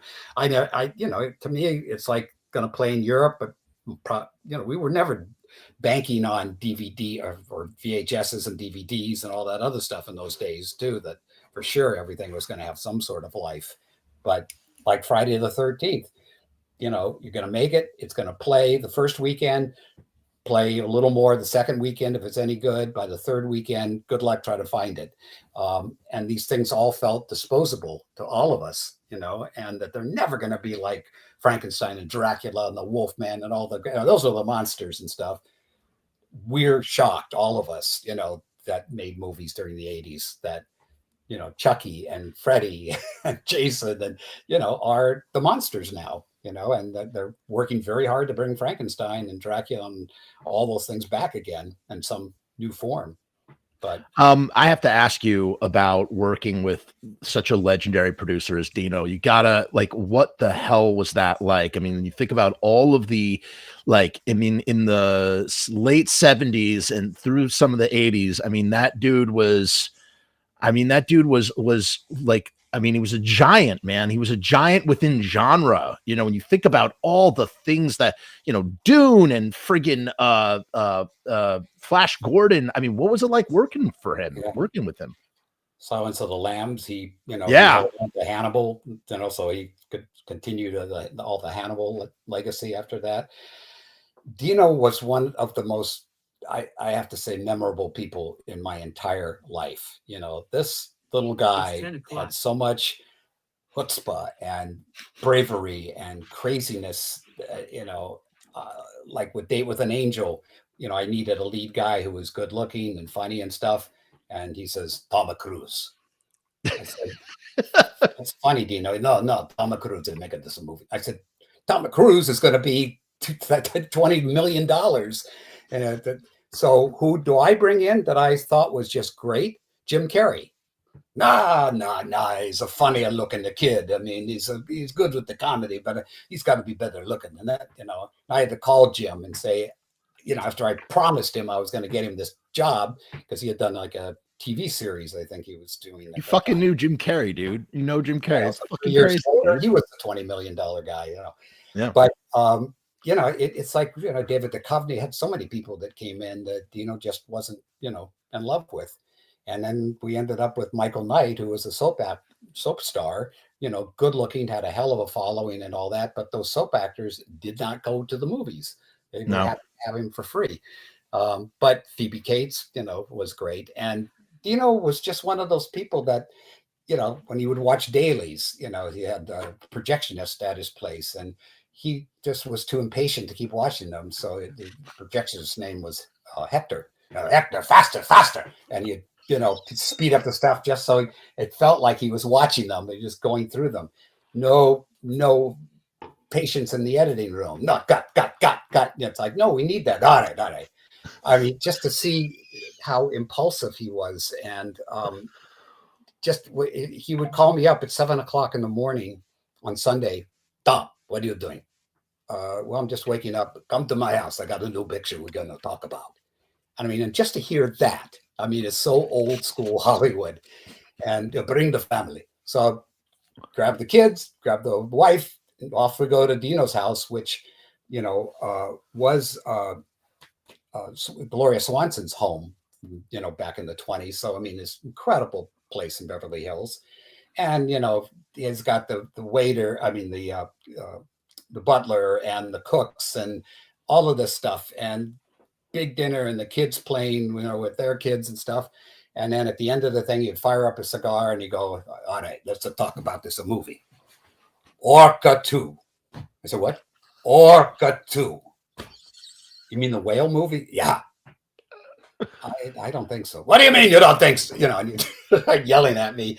I said, I know nothing about orca. I mean, I haven't seen the movie. You don't want to do that. I go, all right, fuck it. You won't do that. All right, let's go see what the kids are doing. And that would be it. You know how many times that would happen? That I'd get these calls and go in. And the ones that were most exciting were these Italian movies that were, hits in Italy, but never over here. And some of them had like wonderful storylines. And I sort of like that idea, the challenge of taking something that wasn't known and make it work. But at the end of the day, that wasn't what he wanted to do. He was really trying hard to find something that was already exciting and pre-sold. So, of course, the Stephen King things, he ruled. He got so many of those things. And I think originally, sometimes They Come Back was supposed to be part of I think it was Firestarter, and Sometimes They Come Back were going to be right together, so the package thing. Yeah. So yeah, his funeral was like unlike any funeral I'd ever seen before. Wow. With the limousines, the mafia looking guys, Arnold getting at the pulpit and doing Dino, and every famous person that he knew or worked with came up and would do his voice. I mean, he was that iconic. You knew him as a character more than anything else. And he kept having children, when he was in his 70s, with Martha, wow, who was gorgeous. I loved her dearly. We just lost her, I think, about a year ago. I'm sorry to hear that. She was, I don't know. She was just like an angel. I mean, he found somebody in his later life that was just incredible and smart and all the things, that you want sort of like a producer to be, sensitive and things. And if Dino was off on some tangent, she'd come to me and say, don't worry, I'll talk to him, kind of thing. But yeah, Dino was one in a gazillion. It's amazing. Well, wow. One last thing I want to ask you about. I guess we have to wrap this up. We really do. And I've taken so much of your time, and I'm just, again, really a privilege just to hear all this stuff. I got to know about what it was like working for Steven Spielberg and Amazing Stories. Well, that's a short one. Oh, that's a short one. I mean, you wrote 2 episodes? I've never actually met Spielberg. Oh, he had the greatest impact in my life. I mean, there was a period going to obviously, from Jaws, then trying to find Duel when he knew that he made that, to obvious, everything, Raiders and E.T. and Poltergeist and He's like the Beatles. He's the Beatles of friggin' movies, man. It's like, what do you want to be when you grow up? A director like Steven Spielberg, name above the title like Hitchcock, all that stuff that as a young director kind of coming up or wannabe director, that was it. I remember walking out of both Raiders and E.T. going, I can't do this. That he's done the best that you can't top that. That's it. So when Mick Garris got aboard Amazing Stories and asked if I wanted to collaborate with him on a story, I was like, hell yeah, of course. So I was looking forward to possibly meeting him, and it didn't happen. And then I did another Amazing Stories later on that didn't come out as well, and it was like the last season or whatever. So I thought, okay, that's sad. But then Mick got on another show, The Others, with that Steven was executive producer. And I did an episode, and the great thing is Steven just let us directors do what we wanted. It would be our Very cool version of what that episode needed to be. We weren't locked to anything. And he would give notes. And the one great compliments was that he watched mine. He said, no notes. Love it. So you got no notes from Steven Spielberg. Okay. Like you were talking about like your tomb and like, like the things that are said, you need to add another, you need to add underneath that no notes from Steven Spielberg. That's like winning an Oscar. No notes from Steven Spielberg. When greatness like not only sees your work, think about that. Greatness. I'm talking about greatness as personified as Steven Spielberg. Greatness watched your work. And then when you had to receive feedback, not that feedback is bad, feedback is great. Feedback, allows you to alter a direction and steer towards greatness. Oh, yeah. But the idea that greatness saw your work and then said, I have nothing to say is what an accolade, in my opinion. I mean, that's amazing. Yeah. Oh yeah, no, I was thrilled. Everybody was thrilled. Mick was like, "What? No, because he was working on the pilot and he got noted to death. Because that always happens when people are paranoid. Oh, we got to do everything right, but nobody knows really what right is. And I, of course, was very motivated. Like, wait a minute, if Spielberg's going to see this, and he's like my hero, I got to make this as fucking good as I can make it, and fought for the actress who played the lead, even though, the studio wasn't, there for that. And I even had a really interesting thing happen.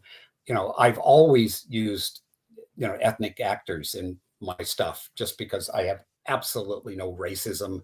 I cannot believe that people do. I don't understand it. I've seen it so many times. You want diversity and representation on the screen, is what you're trying to say.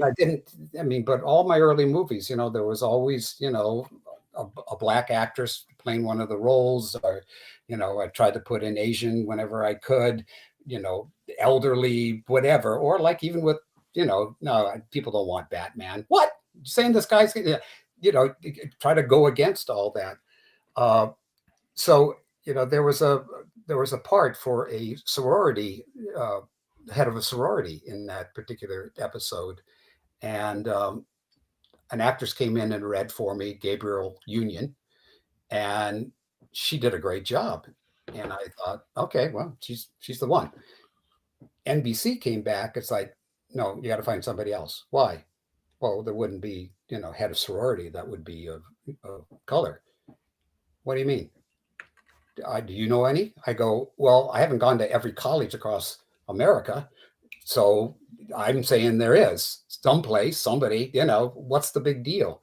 And they fought me on that. And it became like Steven didn't get into any of this, just so people know it wasn't him. It was literally casting and stuff. Right. And I said, but I can't find anybody who's as good as her. I'm sure there is. So I had to go to her and say, they are not going for it. And I'd be honest with you, here's the reason why. And she was so angry. And I agree with her, and I said, you can play one of the other sorority girls if you want, or if you want to say, fuck you, more than welcome. He goes, no, I want to still do the job, because again, she was up and coming, now it's like, major actress, and has continued to work nonstop. but I had that happen, One Dark Night. There was issues about having, a black actress in there and stuff. And whenever I get certain movies, I go, like I did a thing called The Wrong Man that Mahershala Ali was in. And that was a blessing to get him before he became, right. three, He four, blew plus, up. however many he's got now. Friggin' blew up. Yeah. And just being able to write kind of, he's a great actor. He's a really great actor. Just, that movie, The Wrong Man, we did. Gail Ann Hurd was the executive producer on it, and it was like a Valentine to both the culture and justice, where DNA managed to get Mahershala's character off after 22 years, and I just again have such a affinity, and I don't know, past life I was, of color, or just I grew up in Culver City where there wasn't anybody like that. And I was like, it fascinated me to go and, be in Watts after the riots and help put this community back together again, painting things, building things and stuff, being part of the Watts studio dance group, being the only white guy in there, to feel what that was like to be on the other side of the thing. It's just that part of me that somehow it's like, oh, you're not supposed to do that. Watch this. Get out of the way. Let me ask you final question here. And I really am going to wrap this up, but you've just made me have to ask you a final question in regards to, we didn't talk. I mean, I mentioned George Romero once or twice, but the fact that, you lived through Martin Luther King Jr.'s assassination in 1968. I don't know when you eventually, I'm assuming at some point you've seen Night of the Living Dead, which came out in 68. I don't know if you saw it. I don't think it really started to, did you see it in 68? Oh yeah, of course. Oh, you saw it in 68. So Night of the Living Dead is probably my all-time favorite film of all time for a variety of reasons. And, you're talking about casting people of color and the idea that George, it's what I find so impactful and profound about Night of the Living Dead. There's so many things that are impactful, but one of the most amazing things is that you have a script. You have a script that is just the script of Night of the Living Dead, written by John Russo, with, I think, a lot of help from George Romero as well, not to take away from John Russo. Mm-hmm. And by making a simple casting choice, and they say that directing, I don't know what the percentage is, a huge part of directing is in the casting. You cast an actor, and then and then that actor does their actor thing, and that's what makes a movie. And the idea that George picked, Dwayne, not, retroactively, people are like, oh my God, it was so progressive. At the time, they just simply were like, he's the best actor for this role. But unintentionally, maybe they didn't realize it back then, but when you watch that movie in 1975, when you watch that movie in 1987, when you watch that movie in 1996, when you watch that movie in 2020, when you watch that movie, suddenly the conflict between the protagonist and the antagonist of Ben and Harry Cooper is intensified and changed entirely by the fact that one of them is black and one of them is white. And there is a racial tension there that may not have been the intention of George as the director, because he's simply going, hey, this is the best guy for the job. And the characters always had conflict. But the brilliance, the subversion that just sort of gets embedded in this situation. What was it like to see Night of the Living Dead in 1968 and then for that ending to happen? And I believe I don't know when they shot the ending, but it really does make you wonder that by Martin Luther King Jr. was killed in April of 1968. The movie Night of the Living Dead came out in October of 1968. But at what point did they notice? Was there a parallel? It must have been such a grave impact, like to think of like this idea that this guy comes out of this situation, the oppression and the adversity of just trying to survive the night, only to be assassinated. Because that's what it was. It was Ben was assassinated. He was not mistaken for a zombie, and that's the beauty of the ambiguity of the ending of Night of the Living Dead. The idea that when he says there's one over there, you don't know that he's you're going, oh, he means zombie. Yeah. But they're in rural America, and it's like he could have just as easily been saying, Oh, look, there's a black guy over there. I don't know what the rest of the audience was thinking, and I wasn't like looking at. I mean, these were sort of forbidden movies. These are like the equivalent of like X-rated type porn, except it was horror. That, Eraserhead. We usually saw those things late, like midnight shows and all that, like Rocky Horror, which was a fun thing that Love Rocky. go to. But yeah, I saw them many times, and it just shook you up because you never saw a zombie movie like that, and that sort of was cool. I mean, we were teenagers, so and I was aware of race stuff, but it wasn't like that even came into my head. It just was like, oh shit, they shouldn't have shot him. I didn't think of it, in that kind of a cultural thing. But like anything else that's gone on, I mean, there's so many changes in our society that it's like people think like this now. That's weird because we didn't think of there was an innocence with so many things.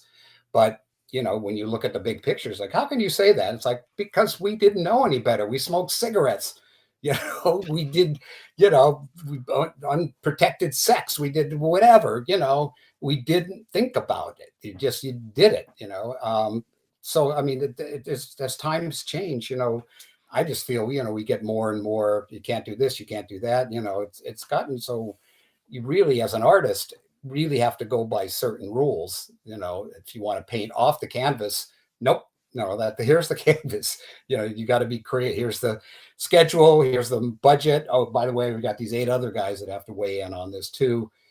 Again, I'm just talking in terms of the arts, not society. But there's so many great things that have happened, that have changed things, which is just great. But to talk political for 1 second, I mean, the only politician I ever lobbied for, I ever went out of my way was Obama, because I felt finally, there's somebody I felt I could believe in, and this would be so world changing and huge for obviously America. And I thought that this was worth it. Nobody else I've ever felt that. And now I'm in a situation, I don't know what to think. I saw Civil War, and oh my God, I just watched it. Yeah. Breathtaking. Breath left me breathless. And doesn't take a side. Does not take a side. In that you can go either California, Texas. What? All right. Well, actually, I'll tell you, I'm going to disagree with you here. I did think that they were sort of highlighting the idea that president character is absolutely supposed to be Trump, in the sense of, at the very beginning when he's talking about this is the greatest victory we've ever had. Like, he was using Trumpian language. And then you find out by the end of the movie, spoilers. If you've not seen this movie yet, it is in theaters now. Go watch it. If you have seen it, we're talking about the fact that by the end of the movie, we find out that he's surrounded in the White House, and that he's executed. So they don't really, yes, you're right. They don't really go into the politics of why there was a faction, but the idea is that one side is absolutely sort of, a third-term president, fascist. They're covering up with mass graves, and then there's this other side is maybe hopefully going to make things better, but we don't know what their politics are either. So you're kind of right about that. But I do think that they were going for Trump. To be honest with you, it's the director who. Sure. Really? Oh, okay. Said we really. Garland said that. Say, here's the bad guys. You choose. Who's right. Okay, then I guess I chose. That's the whole thing. Is that's what you walk out and you go, no, it's this. No, it's not. That's what it used to be about movies going, no, that was not the murderer. It couldn't have been. And you have all these reasons. And then the other person comes up with theirs and you go, yeah, I'm wrong. You're right. That's okay. But when you try to go down the middle, like he's trying to do, there's no way people are not going to take certain sides. You have to. I mean, I had nightmares about Trump before he got into office the first time. Flat out nightmares. And I couldn't believe it, man. He's a reality TV star. How is he our fucking president? Like, how did this happen? It again, and what's going on now, it's, I mean. How are we even having the conversation after January 6th? Sorry, we're getting a little political here, but it's, you can't. But I mean, it's just a very, very different world with people who are so confused and lost, and I don't know what's going to change that's going to get back to whatever normal is supposed to be. But it is. Every generation basically says, I don't want to leave behind a mess for the next generation.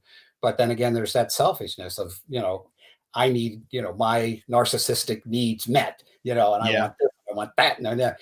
And what happens afterwards, I don't care. But then those of us who try to create something that hopefully you can leave behind and other people will influence by it, because that's the big thing for me, is that it's bigger than just you. You should be some sort of vehicle that allows it to come into you, and you spread it and you do your part, and then off you go, and somebody else picks up the ball and runs with it.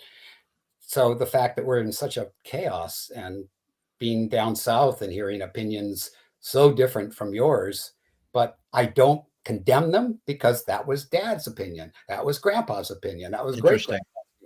And when I was looking at a cemetery down there, I won't say what state it was, but I was shopping for a place to shoot where Jason would be, and they kept showing me all the Confederate graves and how wonderful. I said, well, what about that area over there that's all overgrown and stuff? That's more like, oh no, you don't want to go there.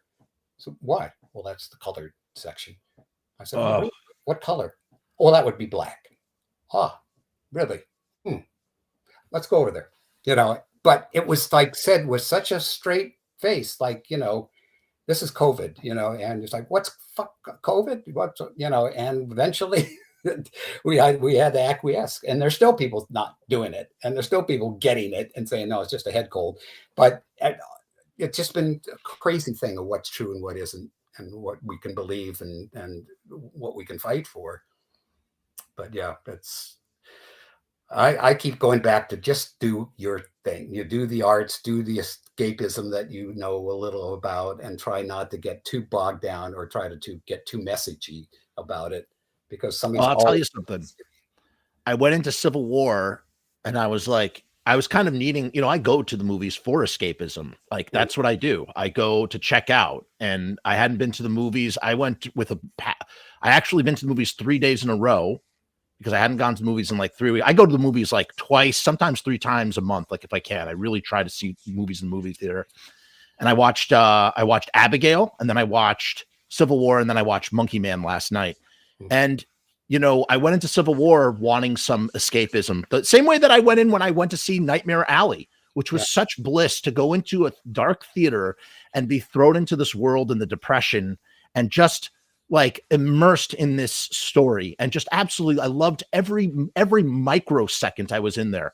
But to go into Civil War, I was like, wow, this is not escapism at all. Like, this is life. Like, this is our life right now. Like, this is 5 minutes from now, and it's terrifying. And, I will say the arcs were so well. Oh my God, to watch their arcs, the two protagonist arcs, eclipse each other, and then they basically reverse roles, and it was just so well. It was just so succinct. I mean, really, maybe a qualifier for movie of the year. Just so good. I know it's been polarizing.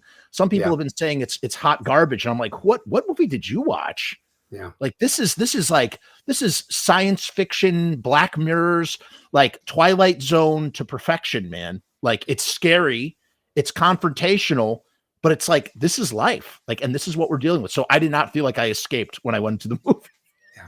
Well, Network had such great humor, and the message was also strong as hell, and came true. What he was. Yes, predicting. It did. But that was one of those things where, are you kidding? They would really have a show about that, a reality show.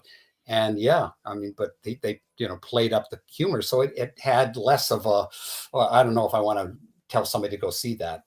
And that's the tough thing about Civil War, is it has that quality. It's going to shake you up some way. It has to.